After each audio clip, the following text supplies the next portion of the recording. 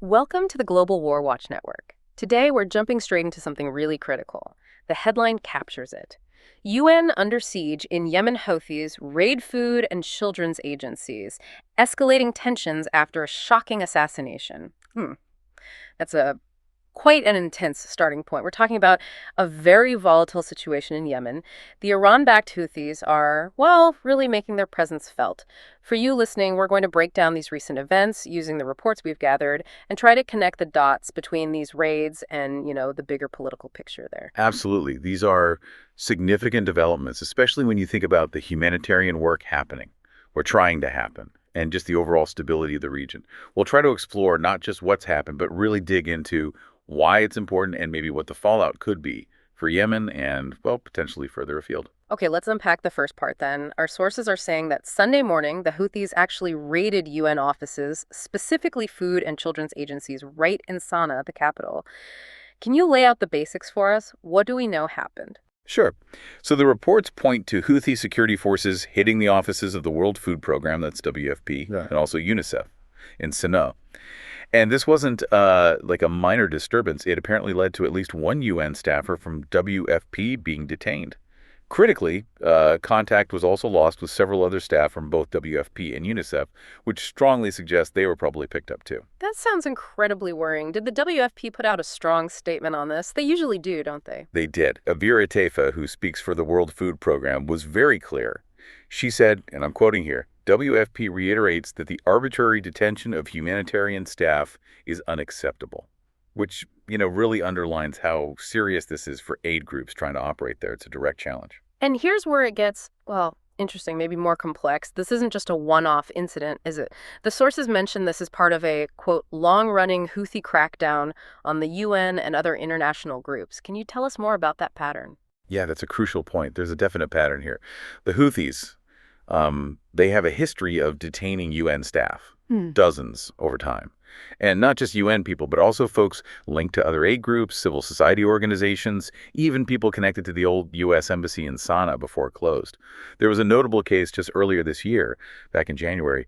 The UN actually had to pause its operations up in Sada, the Houthi stronghold in the north. That happened after the rebels detained 8 of their staffers there. So this latest move, it feels less like a sudden escalation and more like a continuation of an existing playbook, perhaps. Okay, so a strategy of pressure. Now let's talk timing. These raids were Sunday, but the reports specifically say they came on the heels of something major just days before. What happened on Thursday? Right, the timing is potentially very significant. On Thursday, just a few days before these UN raids, there was an Israeli airstrike in Sanaa, and it killed the Houthi Prime Minister, Ahmed al-Rahawi, along with several members of his cabinet. This was a major hit against the Iran-backed group's leadership. The prime minister and cabinet members? That sounds like a significant decapitation strike. Who exactly was killed? That's a huge loss. It was. The strike took out some really key figures. You had the foreign minister, Gamal Amer, the deputy prime minister, who was also minister of local development, Mohammed al-Madani, also the electricity minister, Ali Saif Hassan, the tourism minister, Ali al-Yafei, and the information minister, Hashim Sharafulden. And another important one killed was Abdelmajid al-Anstada. He was a deputy interior minister, known to be quite powerful. So yes, a staggering list. Wow.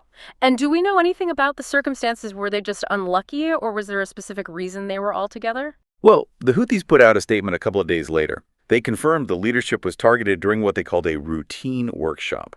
Apparently, it was held by the government to sort of evaluate its activities and performance over the last year. So a leadership meeting, essentially.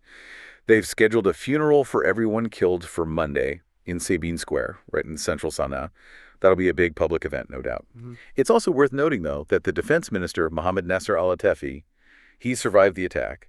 And Abdel Karim al-Houthi, who's the interior minister and, frankly, one of the most powerful figures overall, he wasn't actually at that meeting. So a major blow, yes, but not a complete wipeout of the top tier. Okay, that provides important context. So let's try to connect this back to the bigger picture now. We know the Houthis have been very active in the wider regional tensions, particularly related to the Israel-Hamas conflict in Gaza. How do these internal actions, like raiding UN offices, fit with their external attacks, like those on shipping? Well, you see, they're deeply involved in those regional dynamics. They've been launching attacks towards Israel itself, and of course, hitting ships in the Red Sea corridor. It seems these actions, both internal and external, are connected. Pressuring international bodies like the UN could be about consolidating control domestically, showing strength after the assassination, maybe even creating leverage, while the external attacks project their power regionally. And they had a very specific and quite recent attack aimed at Israel, didn't they? That was mentioned in the reports. Yes, that's right. On August 21st, so just recently, the Houthis launched a ballistic missile attack against Israel. The Israeli military described it as the first time the rebels had used a cluster bomb against Israel since 2023. Now, just for listeners, cluster bombs are controversial because they scatter smaller bomblets, which can pose a long-term risk. The Houthis claim they were aiming for Ben Gurion Airport near Tel Aviv. It certainly caused disruption. Air raid sirens went off across central Israel, even Jerusalem, sending millions scrambling for shelters. It shows their growing capability and their willingness to strike directly. Okay, so let's recap the sequence.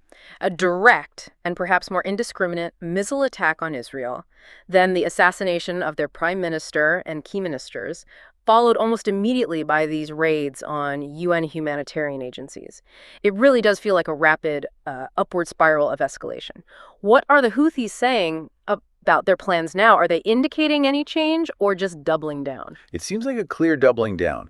Their leader, Abdel Karim al-Houthi, the powerful interior minister who wasn't at the workshop, he gave a televised speech on Sunday. He said, quote, "Our military approach of targeting the Israeli enemy, whether with missiles, drones, or a naval blockade, is continuous, steady, and escalating. Pretty unambiguous.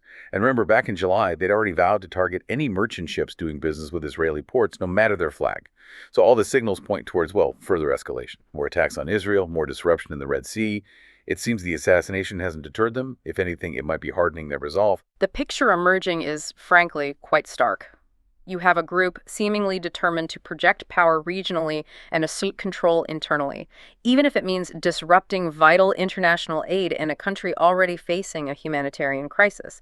It really makes you wonder about the next move and, ultimately, who bears the brunt when aid is blocked or hindered. It seems almost counterproductive, doesn't it? Alienating the very organizations trying to help your people. It's a complex calculus, absolutely. But what's undeniable is how these threads, internal control, the regional conflict, the humanitarian crisis, are all tangled together in Yemen. It makes it such a critical flashpoint to watch. And the impact on ordinary Yemenis, who are already dealing with immense hardship and depend on this aid, well, that's the most significant concern moving forward, isn't it? Yeah. The whole situation feels incredibly precarious. It does. A truly sobering look at a complex and rapidly evolving situation. It leaves us asking, how can the international community even respond effectively when faced with actors willing to take such risks, potentially weaponizing aid, without making things even worse for the civilians caught in the middle? That's a tough question and likely one we'll revisit. We want to thank you for your time and participation today. If you found this discussion informative, please do like, share, and subscribe to Global WarWatch Network. We'd also appreciate your thoughts. Share them in the comments section below, and you can join us on social media too. All the links are in the description. Thanks for staying informed with us.